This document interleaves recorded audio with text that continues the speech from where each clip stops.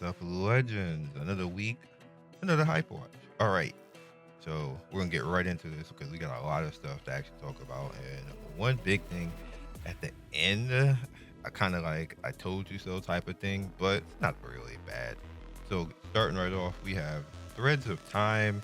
As you guys can see, it's a turn-based type of game.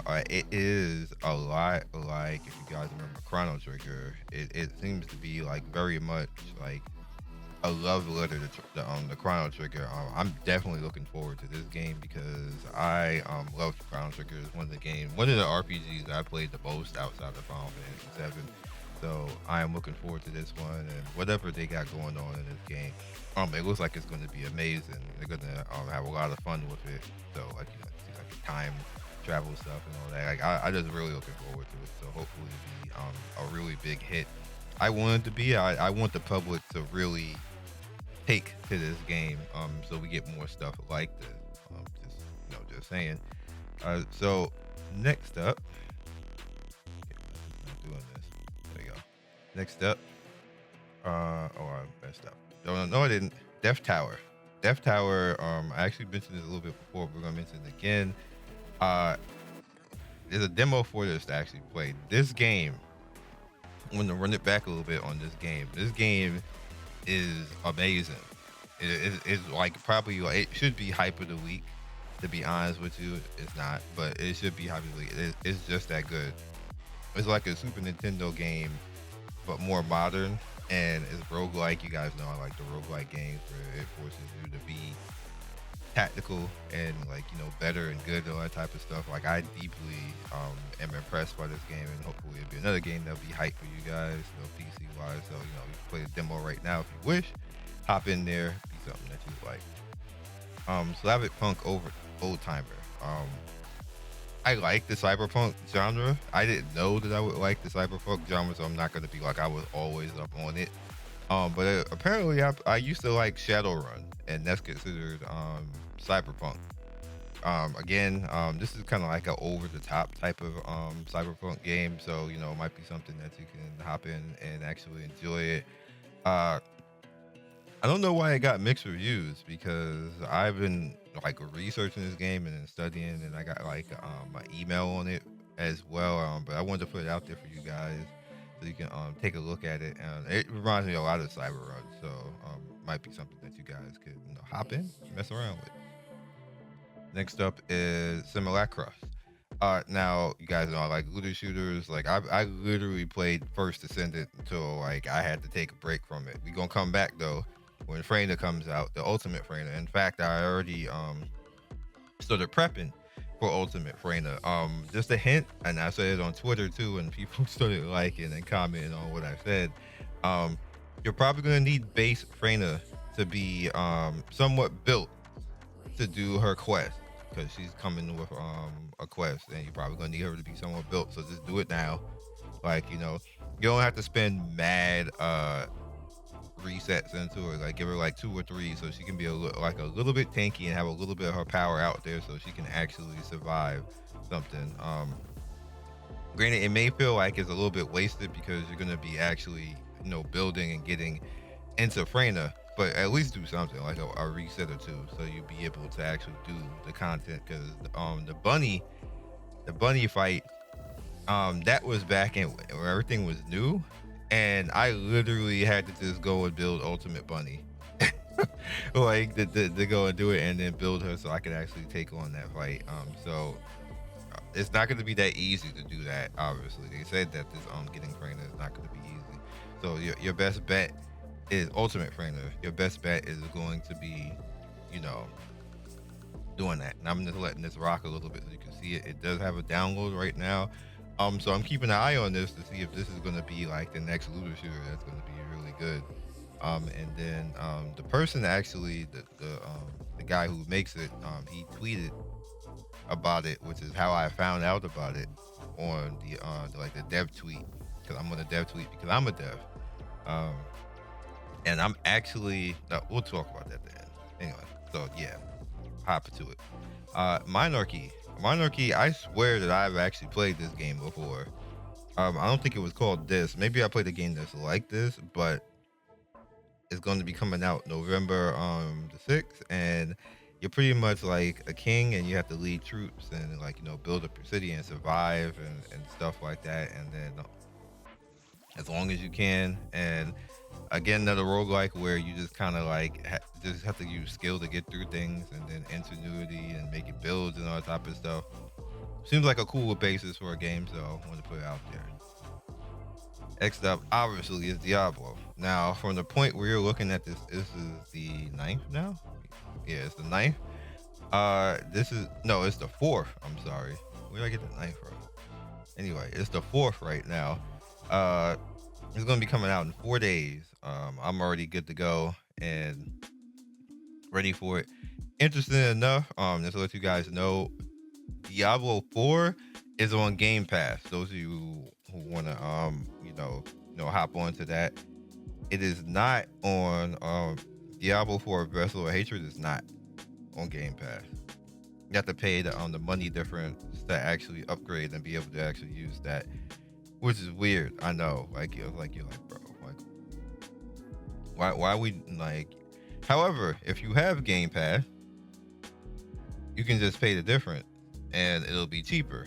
I think like $10 or $15 outside of it being $40, which that's a good bargain if I say so. It's a good bargain. So yeah. It's up to you if you want to go that route with it, but I just wanted to put that out there and let you guys know that this is coming. I like this game. I know a lot of people are down on it, but I like it. It's very much arcadey. It's not stressful at all. I know people who was like, it's grindy. It's really not. You just, as long as you know how to build, which is the case with most games, if you know how to build, the game is like really easy. So next up, Haze Reverb has its pre-registration. This is an edgy Echopolis type of game. Just be prepared. You gonna see booba, you gonna see cuteness, and stuff like that. Look, I don't know what she's doing. She be alright, but you're gonna get a lot of that. That's just what the game is, and yeah. Next up is Cinnamon and Kagura collab for Brown Dust. As you guys can see, they doing the most out here, and it just is what it is. That's what they do. This is what they do, Brown Dust. And the collab is up and ready. So if you really want to go after those games, after that collab with those characters, go for it. Next up is Clash of Destiny, Good versus Evil. Not that much of a fan of it, but people are saying it's pretty cool. Putting it out there for you guys just in case you want to take a look at it. Next up is Girls Frontline. Their pre-registration is up right now. It is good to go, and I've actually been playing this on the Scion server just to kind of like understand the game and see what characters I want to focus on early, so I don't waste any time when it comes global and stuff like that. Literally, they call this a Gooner game. That's like the first and last time you're gonna hear me say that word. I had to, because that's what they call this. But I hate that word. I think it's ridiculous. It sounds like you have like a sexual disease or something like that. That's what it sounds like. I think it's like, just because somebody makes up a word or something like that doesn't mean you're supposed to say it. That's the first and last time I'm actually even going to say that word. It sounds so ridiculous and dumb. Like, you like ecchi games. You like waifu games. You just like waifu games. It's to the point. It doesn't sound like you a deviant.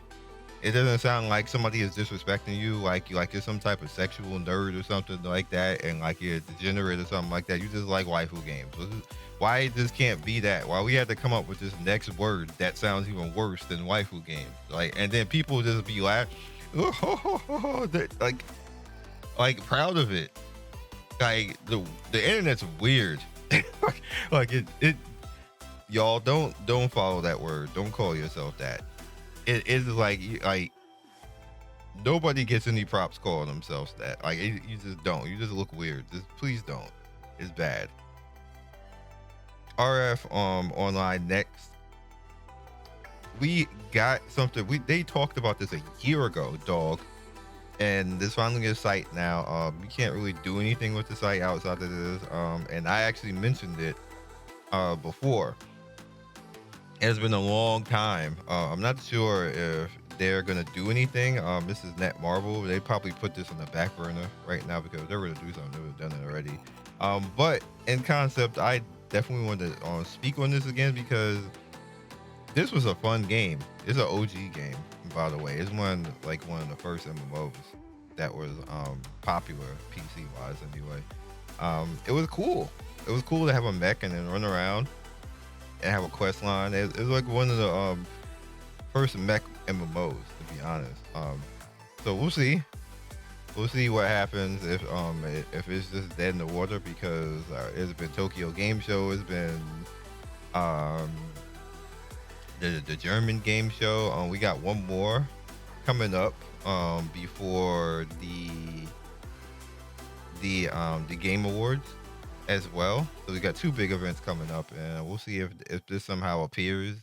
Because it'll be like literally like a year and change. Then they won't get anything. Hopefully, Monster Hunter will appear at the Game Awards. Next up is Arcane Defense. It is a waifu only kind of tower defense type of game. Literally one character, and then you defend against it and stuff like that. I put it here because people like the waifu game, so gotta respect it. Necro Knight is a weird game. It feels like Phantasy Star, basically. That's what I just put it here because I hate the UI. So like I was going to cover it, but the UI made me not want to cover it. I'm just being real. But I didn't want to just throw it away and be like, whatever. Just want to put it here just in case somebody might just not even care about the UI and might find some good gameplay out of it. Have at it. Second to last now is The Division. Now, pausing for a second on this one.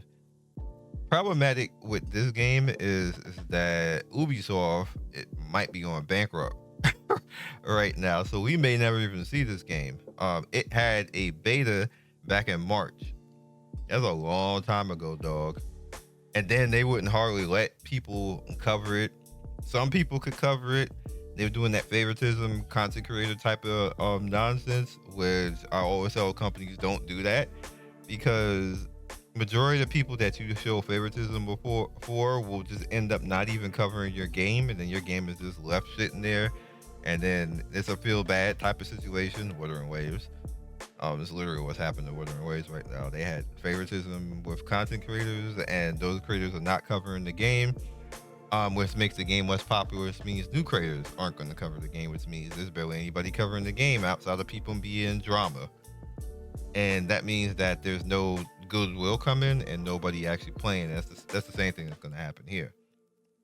I don't think companies understand that. Me as a person being in Gacha for as long as I have been, working with literally thousands of games and companies at this point right now, like I literally know how to make a game make money. Like I literally know. I can just literally tell them. Some games listen, some don't. And ironically, the games that listen make more money. I'm not kidding. I'm just not even kidding. The games that listen, hey, like getting together. Believe it or not, Hoyo actually listens. I told Hoyo a couple of things. The Hoyo listen. Obviously, they don't need me that much to actually make money, but they listen. Netmarble listens. I am a solo leveling content creator for Netmarble. I don't do it that often because the way it is with solo leveling, like even if I wanted to spam, I can't. I know that's weird to say, but that's just the way it is. That's the nature of how I work with them. It's not on me, it's on them. I just want to put that out. But they listen. Square used to listen. I don't know what happened to Square. Square listened until like a year and a half ago, and then I don't know what happened, but they just started to canceling everything. Like they just Romance and Saga, the mobile game, just got canceled. And I'm like spinning around in a chair, and Square, like I don't understand. I don't understand. Like Square, out of all the mobile games, has the easiest IP to monopolize and monetize and get money for, and they have the worst people running it. Like I don't get it. And I reiterate every single time that I talk to them, please, if you hire me, I will make your company money in the mobile division. Let me do it. Like 100%. If you don't like this is something I straight up, and I could say it because there's no NDA on this. Like I officially approached them. I was like, it don't make any sense for every game that you have to be canceled now. All of these games that are popular, that have fan bases in the millions, including Final Fantasy, you mean to tell me that you couldn't get somebody to figure it out? You literally got like Ever Crisis that's barely making $1 million. I'm like, there's absolutely no way that should be happening. It is 100% a failure in the staff. There's no way. Absolutely not.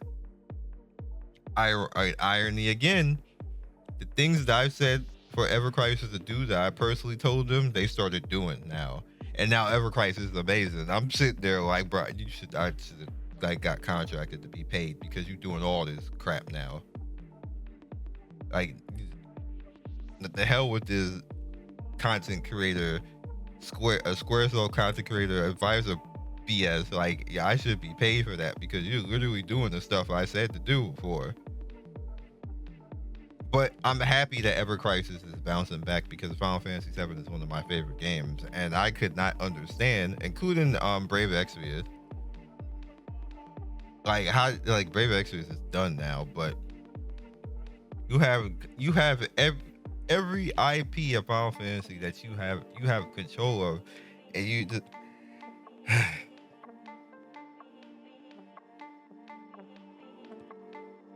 let's talk about the hype, because I have 2 topics to talk about. I'm gonna get frustrated. The Theory Restart finally has its pre-registration up. This game's probably gonna be a banger. It just probably is. It's gonna be the next thing up. We're gonna be playing. It's gonna get like 20-30 million the first 2 or 3 months, and then they're not gonna listen to do the same thing. Hopefully, Theory Restart see this. Don't be a Wuthering Waves. Don't cater to just certain creators. You need to cater to all of them because you need all of them. You even need the creators that only get 5 people watching them. You need all of them. Every community counts in Gacha. You can't just cater to like, oh, we just need like the big guys, because they're gonna play for a week or 2, and then something else is gonna come out, and the views are gonna start to dwindle, and they're gonna abandon you. It happens every single time. That's been the case for 10 years. Your game is not magically going to do something different that has not been in the industry for the past 10 years. You need to not do stuff like that. You need to diversify. You need to make sure that you are going to be promoting your game, not past 1 month. As you can see, Wuthering Waves put all the commercials out for like 3 months going into the first month, and then you haven't seen the commercial since. Like, why? Shorekeeper was the ultimate time that you should have did a commercial. That character is amazing. She looks amazing. She's cute. Her VA is amazing. The music in that zone is amazing. This story is actually kind of cool, except for the people trying to ship her with her dad. Like, this kind of irritates me. Rover is the main character, male, female, in Wuthering Waves. Rover is essentially a god. That's what he is. He's a god. He made Shorekeeper. Shorekeeper's not even an actual human. She's technically she's Wuthering Wave magic, basically. She's technically waves. She's made up of waves. She's not even a real human. He made her. He raised her. He taught her how to do things. He basically taught her how to have emotions. She's technically a computer program made up of Wuthering Wave space magic. She's not even a person. So I'm looking at these people like shipping this character. I was like, that's like his daughter. No, this is like, and then people like some of you actually saw on Twitter when I said it, and they got a bunch of like, this is like God going into Garden of Eden and saying and looking at Adam and Eve and telling Eve, I know I created you and all, but we should be dating because you kind of a baddie. What?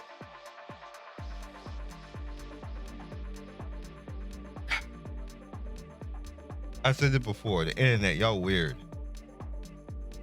Y'all just ship anything because it's obvious that her as a character, she likes Rover. She just does it too. Like she's basically like a program with emotions, and she doesn't really understand it. Really, like what's going on. Her voice lines, you see everything that she's kind of like a kid trying to figure out like emotions and love and everything else like that. And it's like she's crossing over in between it being like a male female love over a parent daughter type of love, like because she's doing both, and that's what's confusing people, and they're just ignoring the simple fact that he made her. This ain't weird science, y'all. like you can't just be shipping everything because it looked cute. Like I'm like, no, you can't ship like Zizia, whatever her name was before, you can ship that because she straight up took off her glasses and gave the down to F voice and the look to Rover. Like she was 100% like, if we go over into the house right now, like we clapping cheeks. Like that was 100% you can ship that. The character before her, the redhead, I'm forgetting her name. You can ship that because she was 100% flirting multiple times, and saying like, when I see you again, we're gonna have a chat. Like 100% you can ship not Shorekeeper. Absolutely not. That is his space magic daughter. Y'all gonna have to cut it out. Like that doesn't make any sense whatsoever. Now, as far as everything that goes on with the industry, I don't know what it is. AAA, I kind of get it because of stockholders. Maybe it's the same thing for Gacha, to be honest with you. But it's not hard to make money long term in Gacha. It's really not. The problem is that companies don't want to do the obvious things because we tell them. I say it. Other content creators say it. The community says it. We have Reddit posts that literally say it. And companies will do the absolute opposite. They will just not do it. And you're like, y'all like money? Why don't y'all like money? And I've been after Square for like the last 3 years, ever since Final Fantasy First Soldier. I've been on their neck like a grudge, on their neck. Like why? Like why is any of this like this? And I 100% think that it's with Square in general, and it might be that way with Nintendo too, because we're gonna talk about Nintendo in a second, because we definitely got some story time to talk about with Nintendo, because that is a very big I told y'all so with that. I think it's the old guard and the majority of these Japanese companies that don't want to go and retire, stuck in their old ways, and because they've made so much money and have so much tenure, nobody can do anything about the bad decisions that they continuously make. I really think that's the case, that they just are not modern in their thinking. They think one way, they don't know how to do anything else, and that's it. Now, me as a black person in the United States, even though I'm mixed, I'm still going to always be viewed as a black person. They're not going to care that I'm partially Asian and that I can understand them and I can actually talk to them, and that they just look at me like, that's cute, black man. Like, you're still black, man. No, we're not listening to you. That's what it ends up being at the end of the day. And this is not me pulling any type of race card, but we all know what it is. They're going to do the same thing to a white person, believe it or not. That is just the Eastern game dev mentality. They don't care what Westerner people think. Like they look down on us. Like, it's not even a race car type of thing. It's an east versus west. Like, when we come in, we say stuff like this, which is why global communities have it harder. And if you didn't notice that, look at the way things happen with Hoyo. We'll, global wise, we will kick up a fit, and the same thing with Withering Waves. We will kick up a fit about something, and then the Hoyo or Kuro will just not really pay much attention. We see you, we got feedback and everything else, but let CN or JP have a heart attack about something. Let them wild out. They will nerf everything and fix everything. They will fix global and China at the same time, or Japan, because those regions have a fit. Why? It's because they respect those regions and they don't respect what the West has to say. And that's why it's problematic for me when I come to these companies and want to actually tell them things and be like, look,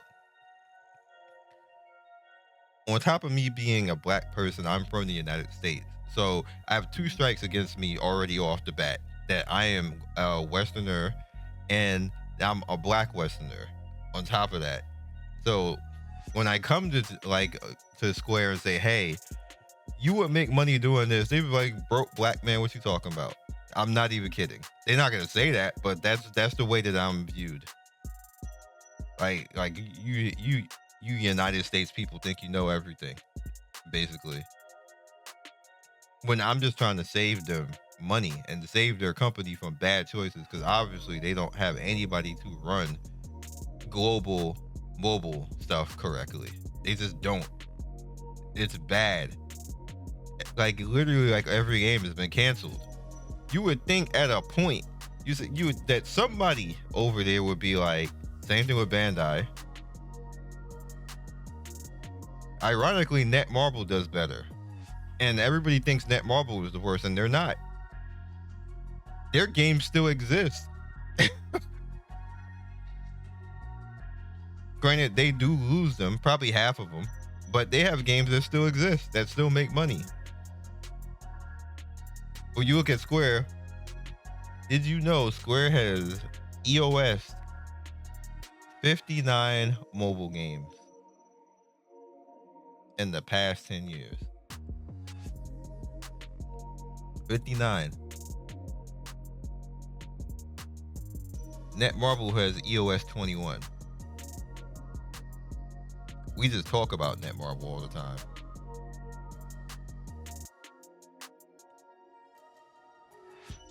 That is madness. You failed 59 times. Bandai has EOS 47 in the past 10 years.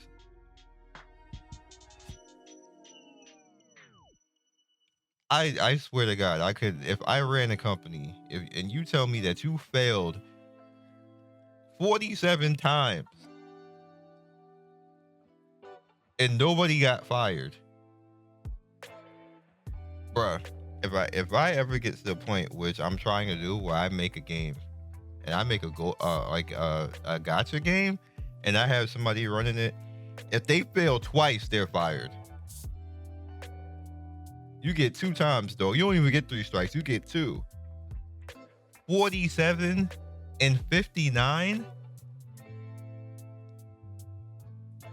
Ain't no way, yo. I just want y'all to think about that. Alright, we'll catch you guys next video. Be legendary. See you guys soon. And I want you guys to really think about that for a second, and why I be on Square Head. Peace.